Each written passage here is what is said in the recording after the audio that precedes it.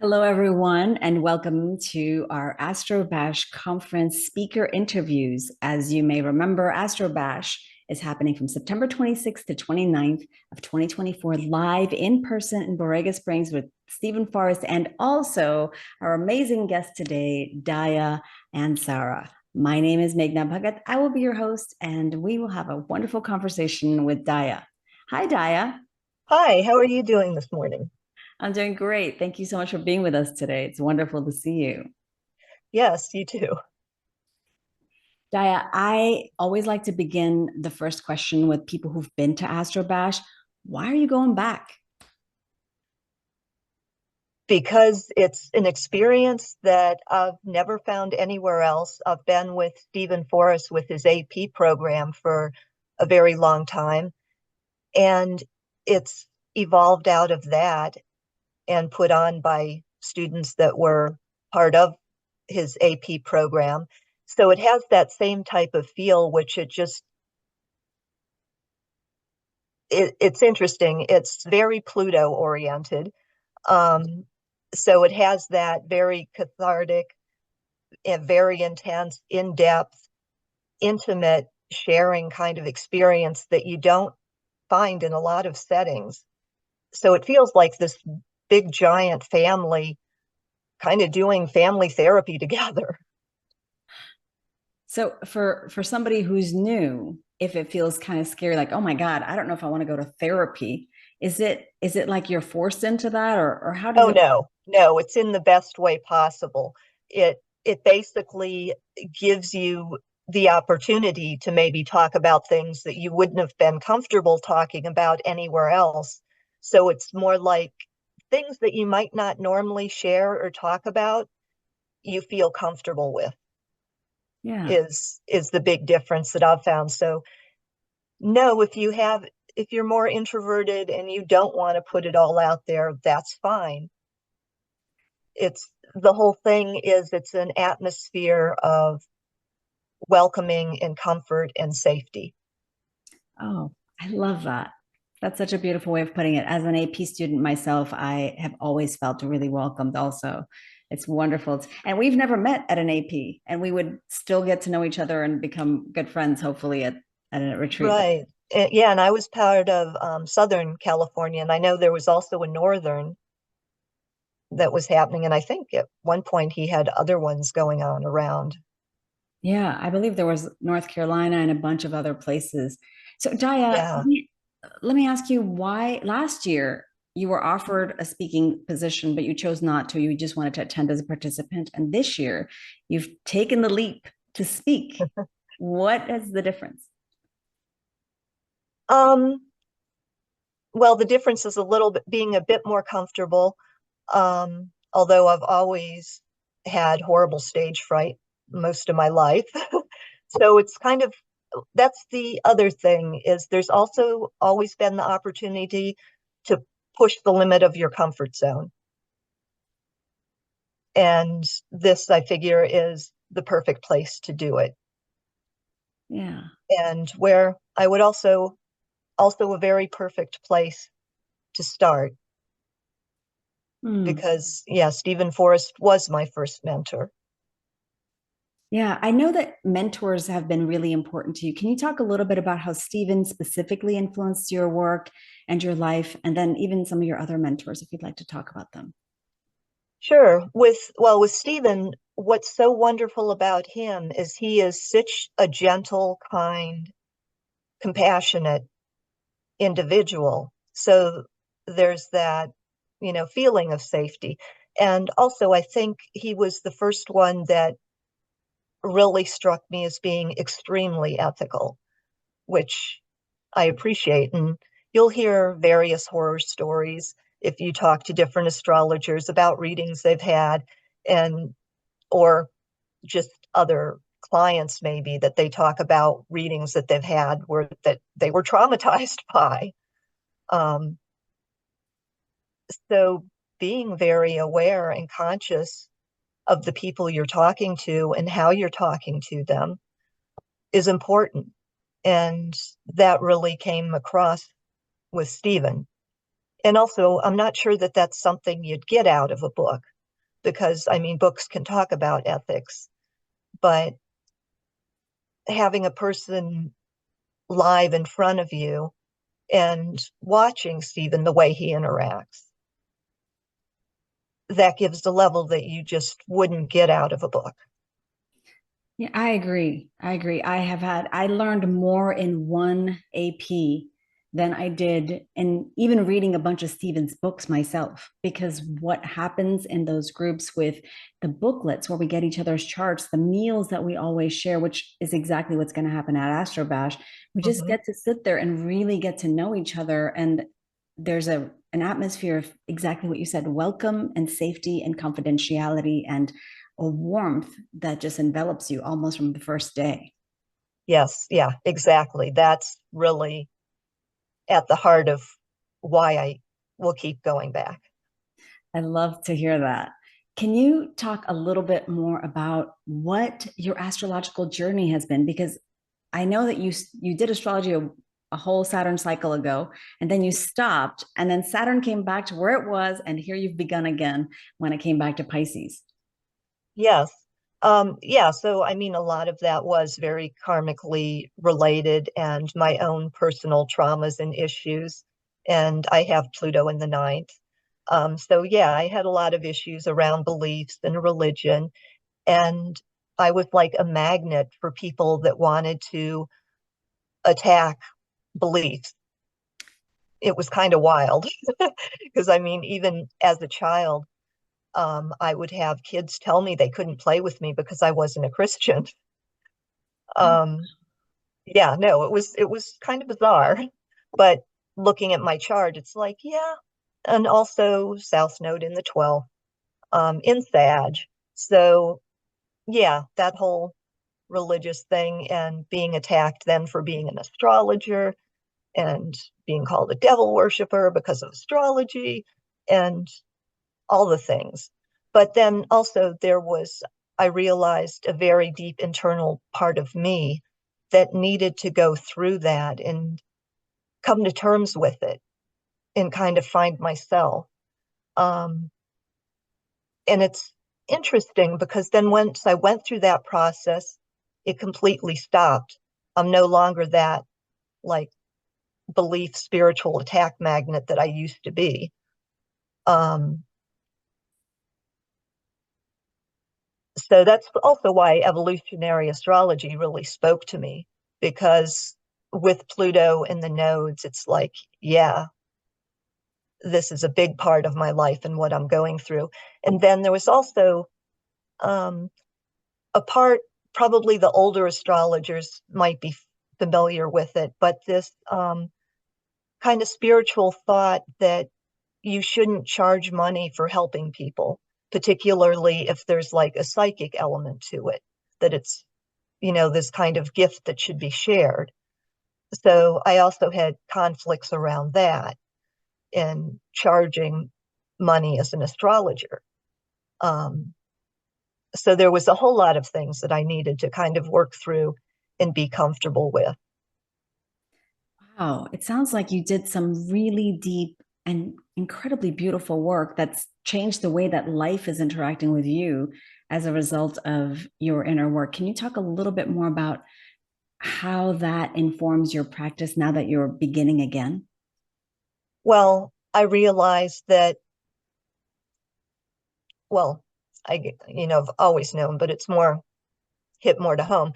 Everyone has trauma. It doesn't matter if and people will look at other people and be like, oh, I wish I had that growing up. But we all pretty much have to overcome our childhoods. There's something in there. They, I mean, I have run into a few people that are, yeah, my childhood was great. I couldn't have asked for more. Um, but most people, there are things that they're working through. And typically, I really believe we do choose our parents and we choose the situation we're born into. And that's part of our journey and things that help us to grow and become a person we're later going to be. That sounds exactly like evolutionary astrology. And Yes, no yes, wonder. no, exactly. That's why I was immediately drawn to the evolutionary astrology. This would be back in the, gosh, probably the 90s. Um, so yes, that's why evolutionary astrology was right there, because I had a lot of soul issues.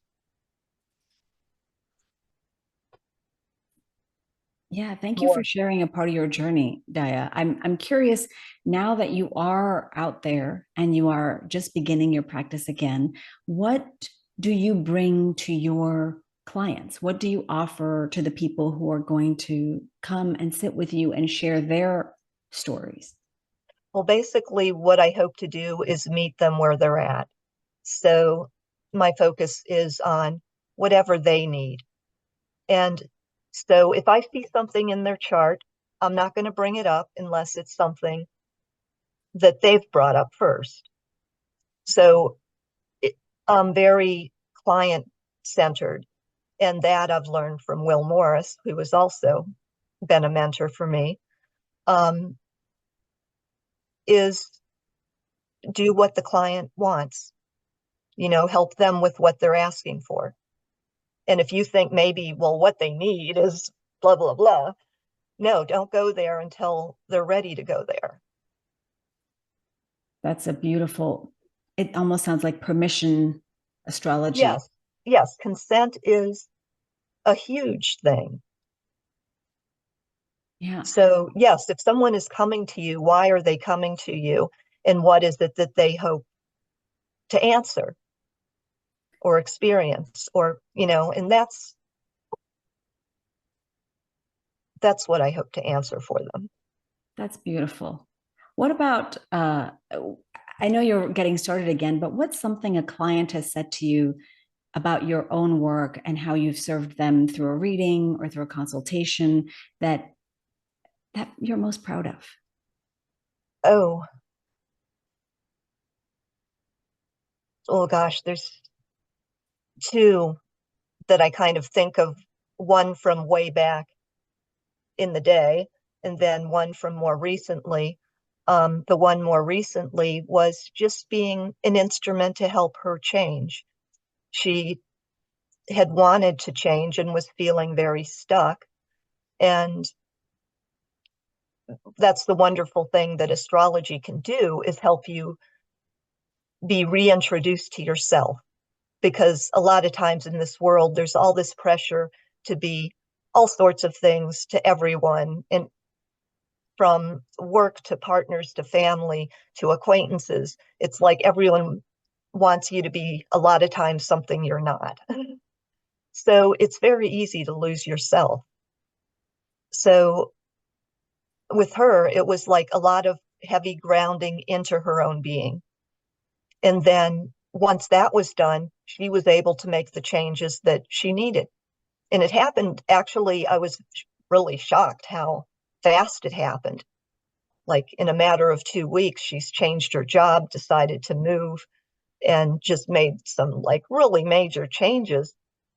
But she's so much happier, grounded, and she was able to leave some past things behind her and basically get more grounded into herself.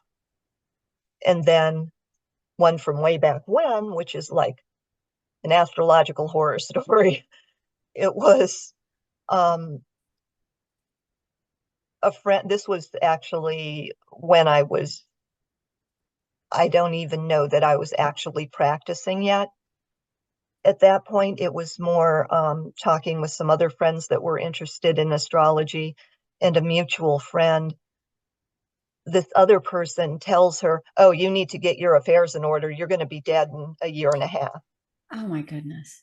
I know. And so she calls me in a panic, and I'm like, "Are you freaking kidding me?" To say that to someone just off the cuff. And then the problem was, it did look like a really bad transit. combined with the solar return, combined with other things where I was looking at it going, oh, this is serious. But, I told her, no, you know, you are gonna survive this. It is a serious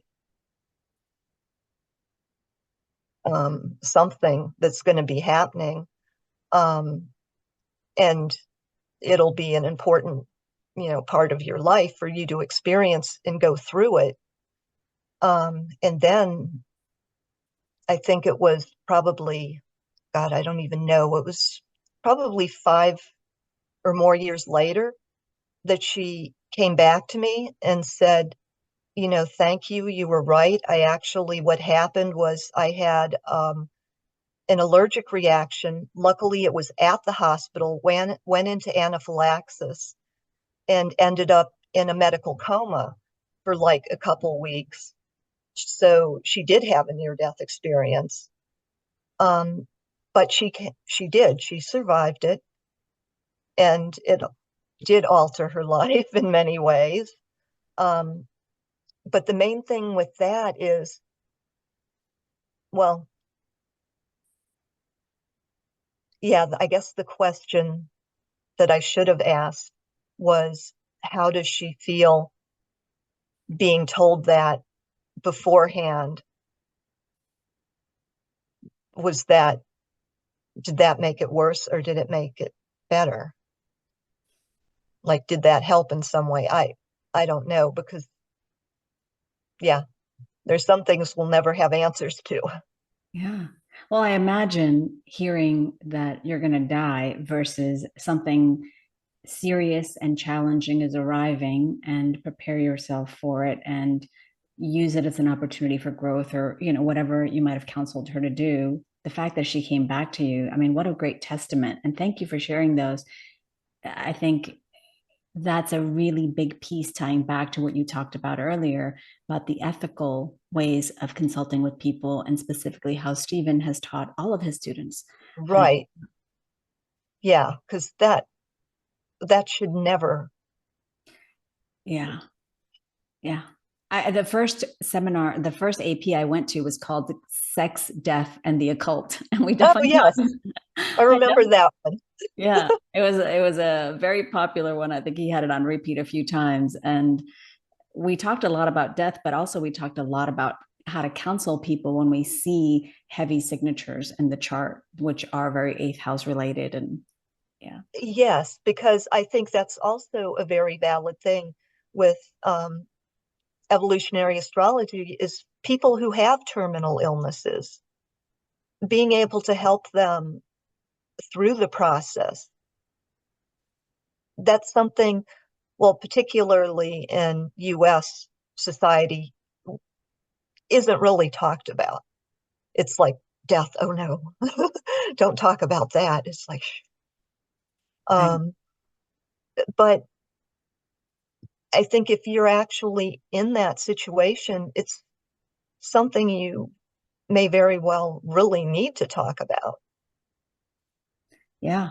And I think that also ties back in with how, when we meet in person and we have each other's charts and we're looking at, we know where the planets are in the sky right now, and we look at each other, we can hold that space of compassion and warmth toward each other as we look and share with each other what is going on, and hopefully get multiple perspectives, which is the other wonderful thing about being in person at a conference like Astro-Bash. I want to also share your slide of your how people can get in touch with you, Diea. So here's your slide. To get in touch with Diea, please use her email, astrotunist@gmail.com. Can you tell us a little bit about why Astrotunist is your name? Yeah, sure. That actually comes um, from being part of acutonics, which is a sound therapy, which uses planetary frequencies. And like tuning, I don't know how well you can see this, my camera's tuning forks. So, yeah, so the astrology and the tuning kind of coming in. And the really cool thing about the acutonics is it blends so beautifully with astrology, because you can look at a person's natal chart and pick out, like I work from, because of vibrational astrology, which is very focused on midpoints and harmonics charts. You can go through and pick their strongest harmonic chart and then look at the tightest midpoint and use those frequencies on the person. So it gives you kind of this blueprint of, okay, these are the frequencies that would be beneficial to them. And then the astrology chart can show you, okay, this is where you might want to try to put those frequencies on the body that would be good for them. Wow, that is really, really fascinating, Diea. Is that what you plan to talk about at the conference? Um, no, I'm probably going, well, I'm also still kind of facilitating a bit on what to talk about. Um, and I'm trying to think of ways to that I can talk about vibrational astrology, because it's such an amazing tool and it gives you insight into things that might not be so obvious. Because a lot of times you won't pick out midpoints. There isn't necessarily an aspect between them. So it's easy to not notice them. But midpoints are majorly important things and triggers. Um, and vibrational astrology helps you find them. And then the other, yeah, actually, God, so I think this is actually what I might be talking about is what vibrate what vibrational astrology is, how it can help you. And it does go more into the whole Tesla quote of everything being energy, frequency, and vibration. And I really believe that. And with the vibrational astrology, there is that tie into music. There's a tie into fractal geometry. There's a tie into physics, where it's the entrainment and why things work remotely. And yeah, it gets into this whole much bigger metaphysical thing. This is But I feel it kind of ties everything together. That is so fascinating. I'm personally very intrigued, and I'm going to be finding you at Astro-Bash, Diea, and have you look at my chart and say, okay, how do I pull my harmonic chart, and what is my strongest harmonic? So I hope that we get a chance to connect. We'll have 4 nights, Oh, 4 days, definitely. and I'm looking forward to that. Anything that you'd like to, actually, I didn't do this with my last interview, but I'd like to do it with you if you're open to a rapid fire kind of a thing where you just give a couple of word answers to something. Okay, give it a try. Okay. Are you mostly cardinal, fixed, or mutable? Oh, I am very fixed and very mutable. Ah, okay. And what's your favorite aspect of your own chart? Or if you want to answer that harmonically. Oh, yikes. Um, well, I think I'm starting to focus a bit on my 27th harmonic, and it's because there's a big giant stellium on the north node in that chart. And also it has to do with healing, which I think is ultimately the direction I'm going to be going more and more in. Um, yeah. Awesome. And one last one this afternoon. If you could have only one of these two things, would you rather have a big hug or a big laugh? Oh, now that I would like to have a big hugging laugh. Wonderful answer. Thank you so much, Diea. I am so happy that we had a chance to talk. And I'd like to once again invite all of our viewers to get to know Diea better through her work at astrotunist@gmail.com, and also to meet her personally at Astro-Bash and find out more at our website, astro-bash.com. Wonderful to meet you, Diea, and I look forward to You meeting you too. again soon. Yes, I will See you in the desert. That's right. In the dark skies from September 26th to 29th. See you Yes. then. Okay. Bye. Bye.